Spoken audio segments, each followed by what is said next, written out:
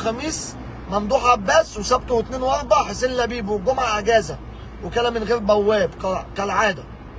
اصحى يا امام، ده دش بسيط يفوقك. انسى الهرجله وانسى اللي انت كنت فيه وركز مع اللي انت فيه حاليا. ده اللي هيخليك حاجه انت ما تحلمش بيها. انت الاول كان اخرك ميتلاند وعبور لاند وجيرو لاند.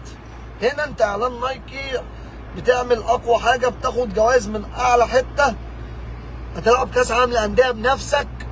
دي انت عارف اللي انت مش مستوعبها، لكن انت كمستوى يا امام مستواك زي الزفت واقل من الزفت.